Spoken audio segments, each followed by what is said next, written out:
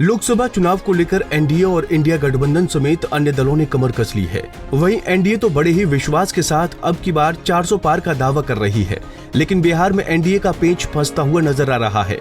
दरअसल खबरें हैं कि चिराग पासवान एनडीए से नाराज चल रहे हैं।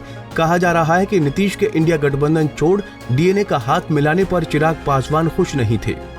इसकी एक झलक तब दिखी जब पीएम मोदी औरंगाबाद और बेगूसराय को सौगात देने बिहार दौरे पर आए थे। उन्होंने जनसभा को संबोधित किया।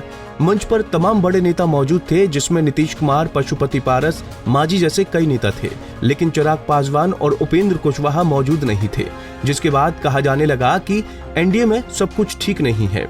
वहीं इस बीच तेजस्वी ने इशारों ही इशारों में चिराग पासवान को महागठबंधन में शामिल होने का ऑफर दे दिया है। चिराग पासवान की नाराजगी की खबरों को लेकर उन्होंने कहा कि जिसको आना है वो तय करेंगे। एक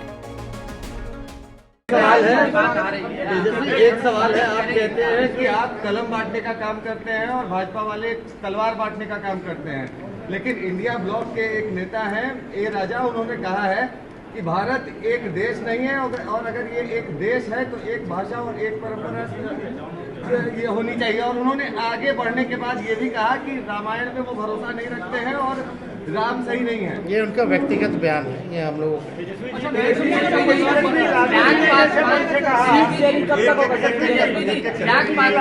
हमारा सीट शेयरिंग एनडीए से पहले हो जाएगा अंतिम चरण में।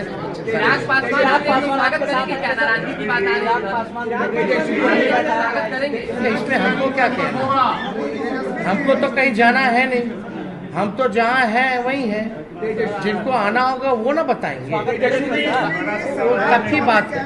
ब्रिजभूषण शरण सिंह ने कहा है कि मैं भी मोदी का परिवार हूँ।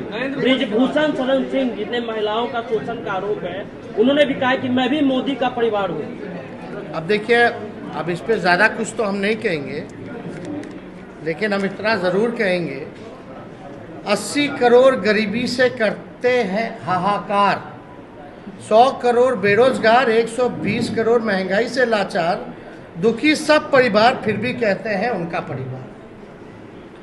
दोबारा हम पढ़ देते हैं, 80 करोड़ गरीबी से करते हाहाकार, 100 करोड़ बेरोजगार, 120 करोड़ महंगाई से लाचार, दुखी सब परिवार, फिर भी कहते हैं उनका परिवार।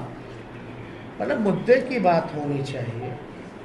पिछले बार चौकीदार हो गए थे, अब जो है परिवार हो गए हैं। ये इससे नहीं, आपको बताना होगा कि आपने कितने रोजगार दिए, आपने कितने कारखाने दिए, आपने महंगाई कम किया कि नहीं किया, आपने पलायन रोका कि नहीं रोका, आपने क्या इंडस्ट्री निवेश बिहार के लिए क्या लाया।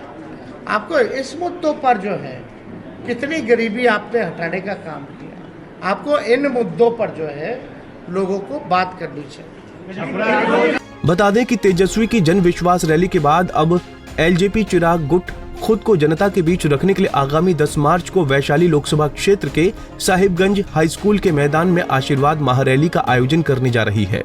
चिराग पासवान वैशाली से चुनावी हुंकार भरेंगे। Bureau report, Punjab Kesari TV.